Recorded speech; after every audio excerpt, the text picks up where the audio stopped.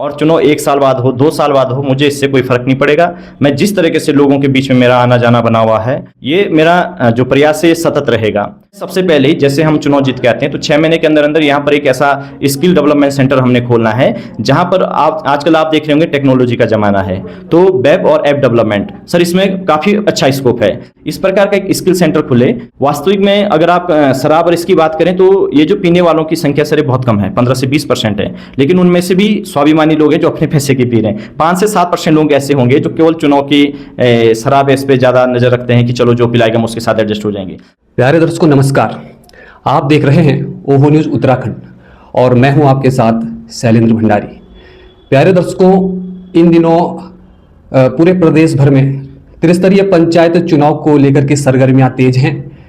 इस समय आप जिस भी गली मोहल्ले से आप गुजरोगे तो चुनाव को लेकर के चर्चाएं जारी हैं। अभी 21 जून को सरकार निर्वाचन आयोग के द्वारा चुनाव की अधिसूचना जैसे ही जारी हुई, तमाम जो प्रतिनिधि थे वो चुनाव मैदान में उतर चुके थे। लेकिन कल उसी बीच उत्तराखंड हाईकोर्ट के द्वारा आरक्षण पर स्थिति स्पष्ट न होने के कारण फिलहाल त्रिस्तरीय जो पंचायत चुनाव है उनको अगली सुनवाई तक के लिए स्थगित कर दिया गया है। बहरहाल आज हम मौजूद हैं उत्तरकाशी जनपद के पुरोला ब्लॉक में और मेरे साथ मौजूद हैं सम्मी बौरियान जी, जो पिछले 4-5 सालों से जनता के बीच में अपनी एक अच्छी छवि बनाए हुए हैं। आज हमारी जो चर्चा है वो सम्मी बौरियान जी से, आइए उनसे बातचीत करते हैं कि वो किस तरीके से इस चुनाव को देख रहे हैं। सर, सबसे पहले तो स्वागत है ओहो न्यूज़ उत्तराखंड पे आपका बहुत बहुत धन्यवाद भंडारी जी। सर, निर्वाचन आयोग द्वारा पहले आरक्षण की सूची जारी की गई, उसके बाद आपत्तियों का जो दौर था वो भी शुरू हुआ, फिर सरकार के द्वारा 21 जून को निर्वाचन आयोग के द्वारा चुनाव की अधिसूचना भी जारी हो गई थी। कल माननीय हाईकोर्ट के द्वारा जो है त्रिस्तरीय पंचायत चुनाव को स्थगित कर दिया गया आरक्षण को लेकर के। क्या कुछ आप इस पर कहना चाहोगे? बिल्कुल भंडारी जी, आपने सही कहा है। अभी असमंजस की जो स्थिति बनी हुई है तो सभी प्रतिनिधि जो भी हैं वो आज देखते हैं इस पर शायद कुछ हाईकोर्ट कुछ डिसीजन ले, लेकिन अगर मैं व्यक्तिगत तौर से बात करूं तो मुझे इस चीज़ से ज़्यादा फर्क नहीं पड़ता है, क्योंकि मेरा जो मकसद है, मेरा मकसद केवल चुनाव लड़ना नहीं है। मैं पिछले 3-4 सालों से लोगों से जुड़ा हुआ हूं और चुनाव 1 साल बाद हो, 2 साल बाद हो, मुझे इससे कोई फर्क नहीं पड़ेगा। मैं जिस तरीके से लोगों के बीच में मेरा आना जाना बना हुआ है, उनके साथ मैं संपर्क में हूँ, ये मेरा जो प्रयास है ये सतत रहेगा। हाँ, उन लोगों के लिए ज़रूर दुविधाएँ हैं जो अचानक चुनाव मौसम में, जैसे कि आपसे बात हो रही थी कि जुझारू बन जाते हैं, जो केवल बरसाती मेंढक हैं, यह केवल चुनावी दौर में आपको दिखेंगे। इसके बाद यदि ये चुनाव पीछे 6 महीने चले जाते हैं तो फिर ये उसी स्थिति में वापस चले जाएंगे। इनको केवल और केवल चुनाव के समय में लोगों की जो याद आती है, जनता की याद आती है। तो मेरा मानना यह है चुनाव जब भी हो हम अपने लोगों से बिल्कुल जुड़े हुए रहेंगे और जमीनी स्तर पर जो हम कार्य कर रहे हैं वो लगातार हमारा संघर्ष जारी रहेगा। सर, मैं आपसे प्रश्न करना चाहूँगा कि ये राजनीति में आपका पदार्पण हुआ कैसे? ये भी हमारी जो ऑडियंस है वो जानना चाहेगी, क्योंकि जहाँ तक मुझे जानकारी है तो शायद आपकी राजनीतिक पृष्ठभूमि नहीं रही है, तो उस पर आप क्या कुछ कहना चाहोगे? बिल्कुल, आपने सही कहा है और मुझे खुद 2021 तक राजनीति में कोई ज़्यादा दिलचस्पी नहीं थी। उसके बाद हमने देखा है प्रतिनिधि चुनकर आते हैं, मुझे इसमें कुछ खामियां नज़र आई है। जैसे हम चुनाव, यहाँ की जो राजनीति है शायद या तो हमारे जो प्रतिनिधि हैं उसको समझ नहीं पा रहे हैं। राजनीति केवल और केवल चुनाव के जीत और हार के आसपास सराउंड कर रही है। राजनीति का मकसद केवल यहाँ पर चुनाव लड़ना है और चुनाव जीतना है, जबकि मेरा मानना यह है राजनीति केवल एक चुनाव दौर से गुजरने वाला समय नहीं है। राजनीति का मतलब ये होता है कि आप पिछले 2-3 सालों से और चुनाव जीतने के बाद आप किस तरीके के एक्शन लेते हैं, किस प्रकार की आपकी कार्यशैली है, आप जनता के लिए क्या सोचते हैं। तो मुझे ये खामियां दिखी, तो मुझे ये लगता था कि जो मैं बाहर से इसको देख रहा था तो मुझे लगता है कि इसमें काफ़ी कमियां हैं और शायद ये हमसे अच्छी हो सकती है। दूसरी चीज़ ये है, मेरा ये व्यक्तिगत निर्णय नहीं था कि मैं राजनीति में आऊँ, बस मैं इसी तरीके से डिस्कस करता था कि ये चीज़ें सही नहीं हो रही है, ये चीज़ें अच्छी नहीं हो रही है। जैसा कि आपको पता है, सभी को पता है, मैंने काफ़ी सारे बच्चों को पढ़ाया है, तो उन्हीं बच्चों ने मुझे राजनीति में पदार्पण करवाया है और उन्हीं के बदौलत आज मैं आप लोगों के समक्ष इतना बड़ा फैसला लेने के लिए वो सब उस उन बच्चों का फैसला है और हमारे उन मातृशक्ति का फैसला है जिन्होंने मेरे पे विश्वास जताया है। और मैं व्यक्तिगत रूप से यही भी मानता हूं कि जो चुनाव लड़ना या ना लड़ना है, कभी व्यक्तिगत निर्णय नहीं होना चाहिए। ये जो निर्णय है, ये निर्णय सार्वजनिक होना चाहिए। अगर मेरे मन में या किसी दूसरे के मन में ये आता है कि हाँ मुझे चुनाव लड़ना है, तो उसके लिए आपको पहले से ही कार्य करना होगा, लोगों के बीच में जाना होगा और कभी भी इसको अकेले अपने व्यक्तिगत रूप से कभी भी कोई ऐसा डिसीजन ना लें। यदि आपके साथ लोग हैं तो बिल्कुल आपको निर्णय लेना चाहिए। आपकी जो सोच है, अगर आप लोग उसका समर्थन कर रहे हैं तो आपको बिल्कुल राजनीति में आना चाहिए। सर, आप पहले हुडोली वार्ड से तैयारी कर रहे थे और अब आपकी जो धर्मपत्नी जी हैं शोभा बोरियान जी, वो मठ वार्ड से दावेदारी कर रहे हैं। तो मतलब किस तरीके से आपका ये माइंड डाइवर्ट हुआ कि इस तरफ से जो है धर्मपत्नी को चुनाव मैदान में उतारा जाए? जी, आपने बिल्कुल सही जवाब पूछा है और सही सवाल पूछा है और मैंने इसके भी कई इंटरव्यू के माध्यम से इसका जवाब भी दिया है। दरअसल तैयारी मेरी थी और लेकिन ये जो हमारी सीट है महिला के लिए आरक्षित हुई है और हमारा एक काफ़ी बड़ा ग्रुप है जिसमें हमारी मातृशक्तियाँ भी हैं और हमारे सीनियर सिटीजन भी हैं और हमारे युवा साथी भी हैं। तो यहाँ से हमने कोशिश किया है कि हमारे बीच में अगर कोई ऐसी महिला आती है जो सामाजिक सरोकार से जुड़ी हुई है, लगातार लोगों के बीच में बनी हुई है। दुर्भाग्यवश से होता है कि जो हमारी महिलाएं हैं उनके लिए भले ही अभी हमारी सरकार ने जो पंचायतों में 50% का आरक्षण दिया है, लेकिन वह केवल चुन के आते हैं। राजनीति में उनकी भागीदारी बहुत कम होती है और ना ही वो कोई ज़्यादा दिलचस्पी लेती हैं। राजनीति को जो पूरा देख रहे हैं वो ज़्यादातर पुरुष लोग देख रहे हैं। तो ये अच्छा निर्णय है, सरकार का अच्छा निर्णय है। तो जनता को भी इस पे अपना रुख ये बनाना चाहिए कि हमें महिलाओं को उनका स्वागत करना चाहिए। इस फैसले का जो सरकार का जो स्वागत है, सरकार का जो फैसला है उसका भरपूर समर्थन करना चाहिए। और अपनी मातृशक्ति से भी निवेदन करना चाहता हूं कि आपने भी राजनीति में दिलचस्पी लेनी है। इसका मतलब ये नहीं कि आपने केवल चुनाव लड़ना है, आप बाहर से भी अच्छे प्रतिनिधि को चुनकर अपनी भूमिका निभा सकते हैं। दरअसल ये हुआ सर कि जो शोभा देवी को जो कैंडिडेट बनाने का जो हमारा वो था, यहाँ पर जब कोई हमें नहीं मिली तो मैं ज़बरदस्ती किसी को ज़बरदस्ती प्रत्याशी के रूप में सामने नहीं ला सकता हूँ। तो यहाँ पर हमने और हमारे कुछ जो सदस्य हैं, ग्रुप के सदस्य हैं, उन्होंने यह निर्णय लिया है कि हमारी जो धर्मपत्नी है उनको अगर वो इस चीज़ के लिए एग्री कर जाती हैं तो उनको हम अपना मठ वार्ड के लिए प्रत्याशी नामित करेंगे। तो उनसे हमारी जब बात हुई तो उन्होंने बिल्कुल इसमें हामी भरी हुई है और उनके अंदर भी जन सेवा की जो भावना है वो है। बाकी आप लोग और हम सब लोग मिलकर उनको सिखाएंगे तो जरूर एक दिन काफ़ी राजनीति में काफ़ी बड़ा नाम बनेंगे।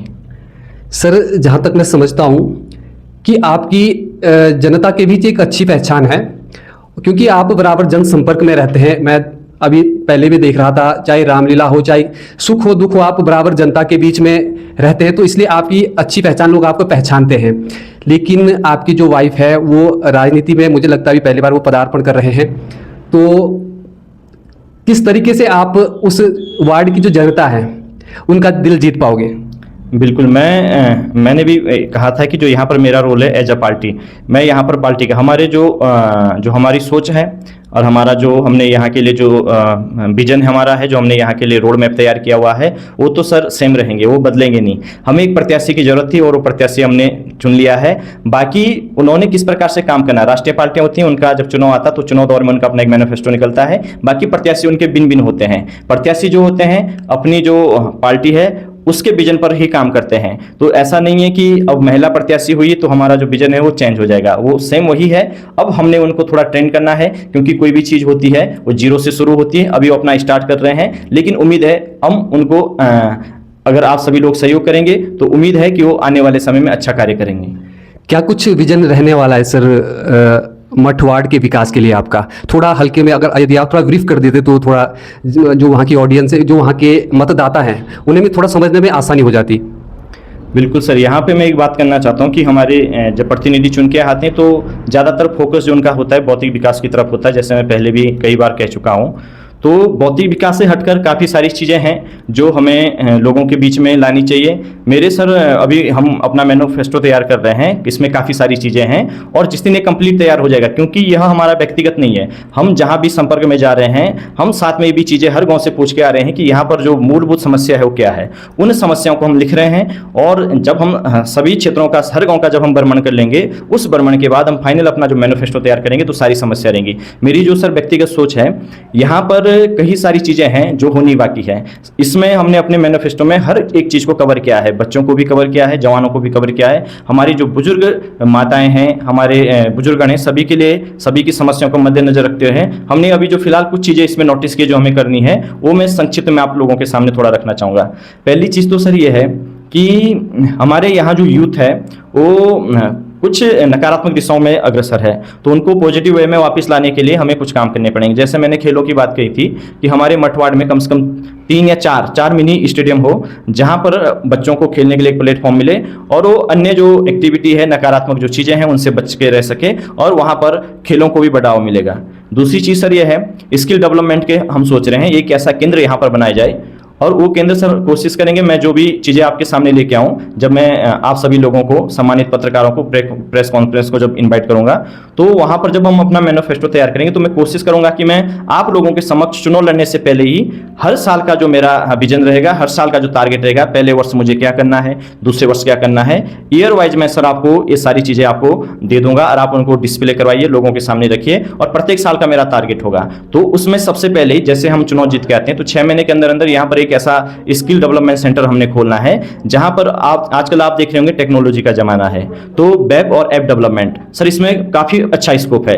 हमारे क्षेत्र का कोई भी बच्चा, हम खुद वेबसाइट अगर हमें जरूरत पड़ती है तो हम लाखों रुपए में बाहर से डिजाइन करवाते हैं, हमें कोई ऐप बनवानी है तो हम बाहर से डिजाइन करवाते हैं। आजकल सर एआई का जमाना है, चैट जीपीटी का जमाना है, और इन सब का उपयोग करके, इन सब का इस्तेमाल करके हम एक अच्छा जैसे वेब डेवलपमेंट हो गया, ऐप डेवलपमेंट हो गया, इस प्रकार के कई सारे स्किल्स हो गए, वीडियो एडिटिंग हो गई, इस प्रकार का एक स्किल सेंटर खुले तो वहां पर क्या होता है कि जो हमारे बच्चे हैं +2 के बाद, या हो सके वो अभी स्कूल में पढ़ाई कर रहे हैं, वो भी वहां पर ज्वाइन कर सकते हैं।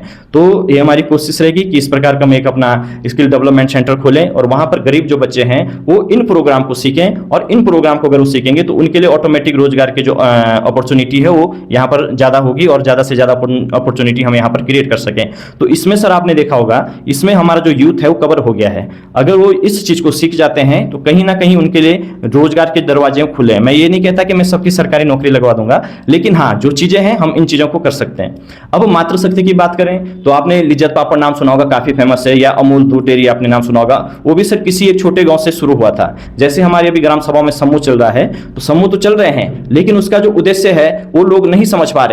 समूह में हो रहा है कि भाई हमने चलो पैसा लेना है, पैसा आपस में बांटना है, उसका जो वास्तविक मकसद है, उसका जो बायोलॉजी है वो लोग समझ नहीं पा रहे हैं। तो हमारे क्षेत्र में काफी ऐसे हमारे जो प्रोडक्ट हैं, या वो चाहे कृषि से संबंधित हो या हस्तकला से संबंधित हो, इन चीजों को मैं कोशिश करूंगा कि इस प्रकार की सोसाइटी क्रिएट करके, समूह क्रिएट करके अपने मठवाड़ में 1-2 सोसाइटी ऐसे हो जो इन प्रोडक्ट पे काम करे, हमारी मातृशक्ति घर बैठ के इन चीजों को बनाए और हम इसको इंपोर्ट एक्सपोर्ट करें। यहाँ तक कि देश नहीं बल्कि विदेशों में भी हम एक्सपोर्ट कर सकते हैं। ये मेरी प्राथमिक जिम्मेदारी रहेगी, क्योंकि मैं खुद एक कंपनी रन कर रहा हूँ, तो मुझे कंपनी एक्ट, सोसाइटी एक्ट का थोड़ा बहुत जो भी नॉलेज है मैं उसका इस्तेमाल करूंगा, और अपने उस नॉलेज का इस्तेमाल करके मैं अपनी मातृशक्ति को जो भी इससे फायदा होगा, जरूर फायदा होगा अगर हम इस चीज को करेंगे। तो आज देखो ऐसी कई सारी सोसाइटियां, अभी मैंने केवल 2 सोसाइटियों का एग्जाम्पल दिया है, हजारों ऐसी सोसाइटियां हैं जो एक गांव से चलकर आज पूरे हमारे देश भर में अपना बड़ा नाम बना चुकी हैं।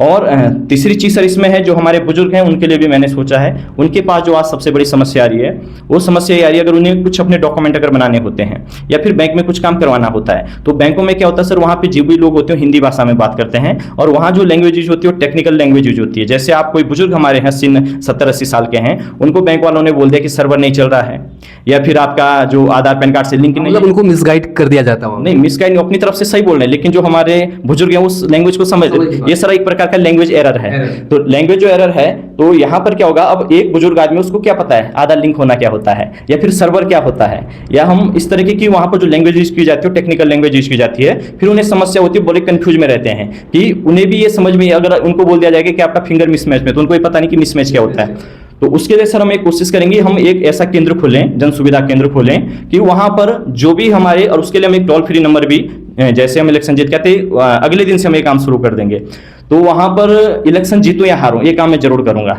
जो हमारे बुजुर्ग हैं उनके लिए हम एक जन सुविधा केंद्र खोलेंगे, वो लोग वहां पे आए, अपनी भाषा में बात करेंगे, और जो टोल फ्री नंबर होगा उसमें भी जो बात करने वाले लोग होंगे वो हमारी रवायती भाषा में बात करेंगे। और ये केवल मठवाड़ के लिए नहीं होगा, ये पूरे हमारे ब्लॉक स्तर के लिए होगा। तो हमारे जो बुजुर्ग हैं हमारे जो गांव में, जिनको हिंदी समझ में नहीं आती है, टेक्निकल लैंग्वेज समझ में नहीं आती है, तो वो हमारे यहाँ पर कॉल करेंगे। कॉल करने में मुझे लगता है उनको भी दिक्कत आएगी, तो डायरेक्टली वो फिजिकली वहां पर आ सकते हैं और हमारी टीम से मिल सकते हैं। तो हमारी टीम जाके उनके साथ बैंकों में या फिर उन्हें तहसील से कोई कागज बनाने, ब्लॉक से कोई डॉक्यूमेंट बनाने हैं, तो उन जो हमारी बुजुर्ग माताएं हैं या जो दादा दादी हैं उनको हम यहाँ पर पूरा सहयोग करने की कोशिश करेंगे, और जहाँ भी उन्हें हमारी ज़रूरत पड़ती है हम उनके साथ 24 घंटे खड़ा रहेंगे। तीसरी चीज़ है सर, जैसे गांव में सरकारी योजनाएं जो भी चलती हैं तो उनके लिए हम एक पब्लिक ट्रैकिंग सिस्टम तैयार करेंगे।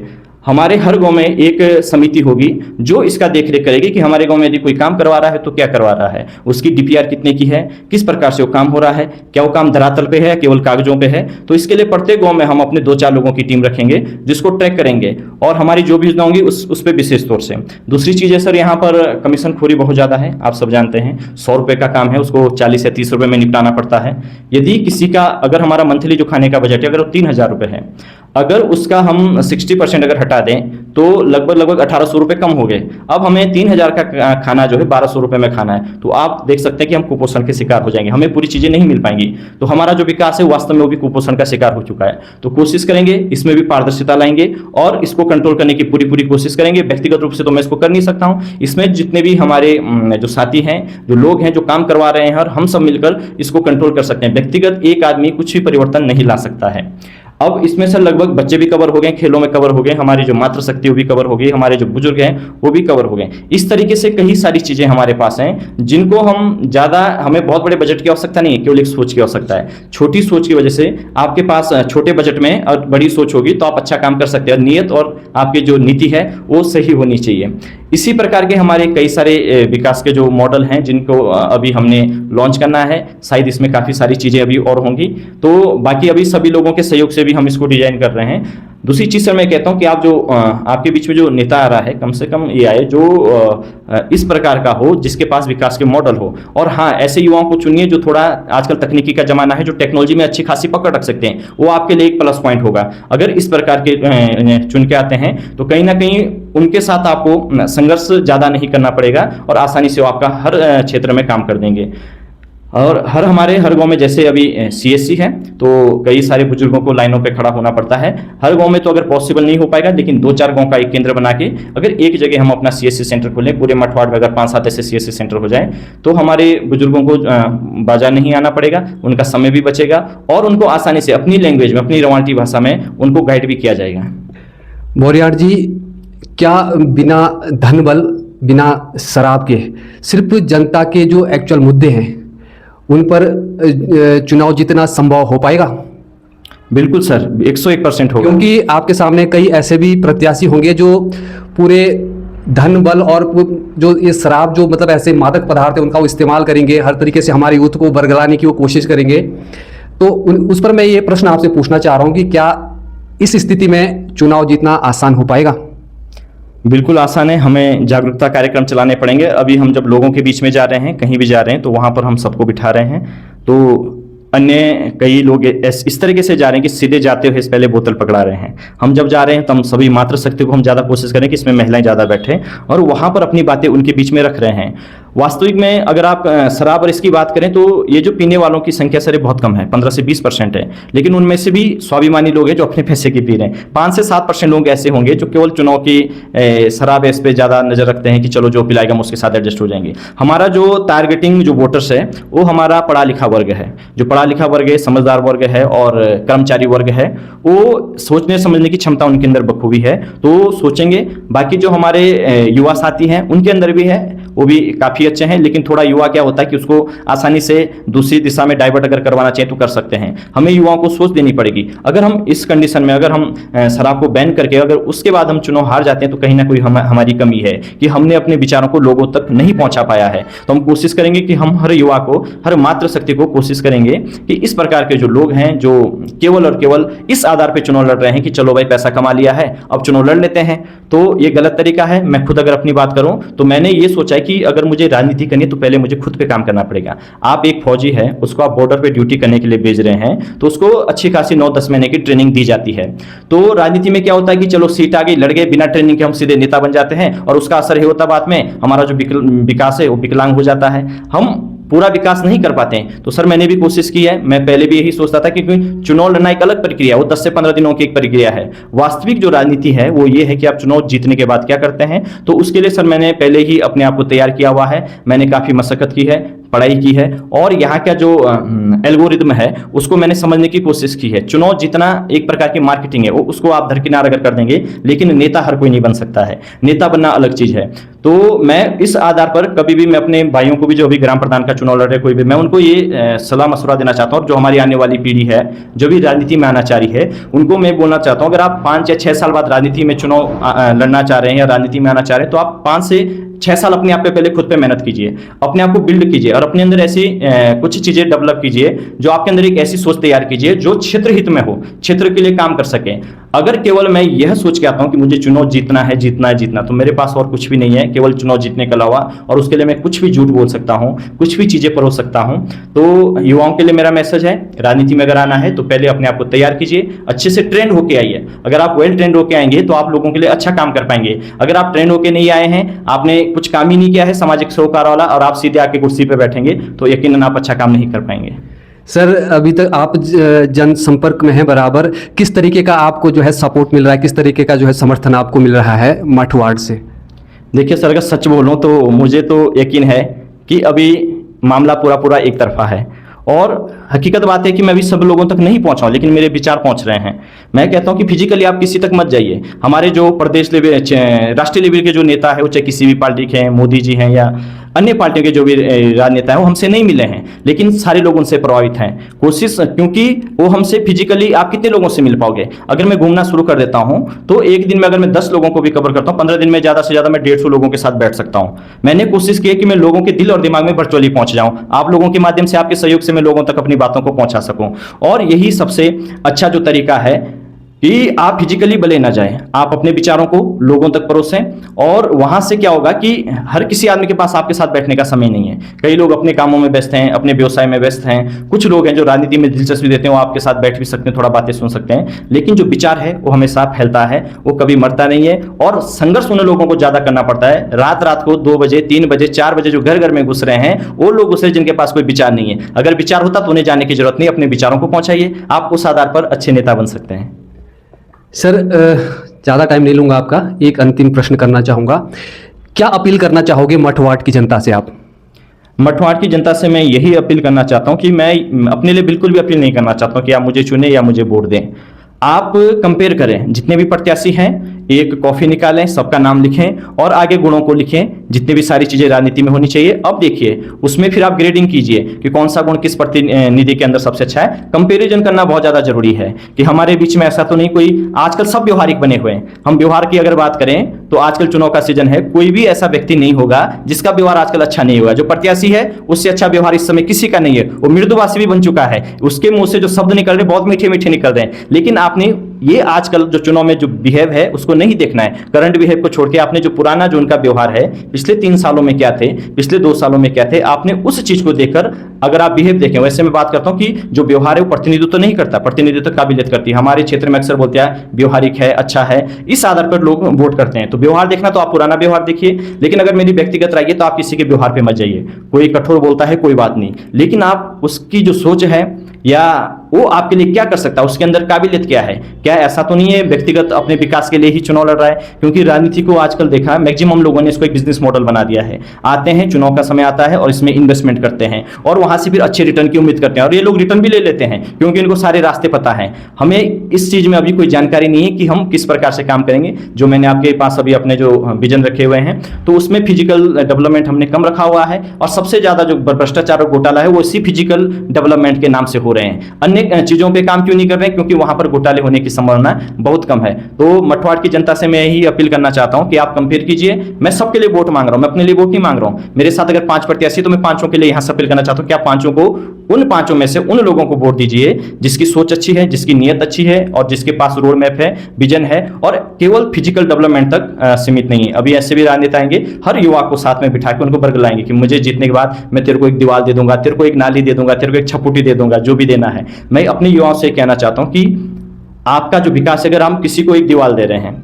उसमें से अगर 10-5 हज़ार रुपए बच्चा भी लेता है तो उससे उसका पूरा जीवन नहीं कट सकता है। या किसी को 10 लाख रुपए का भी काम दे दिया, ज्यादा से ज्यादा उसमें से 1 या 1.5 लाख रुपए अपने लिए बचा ले, तो क्या उसका जीवन सुधर सकता? नहीं।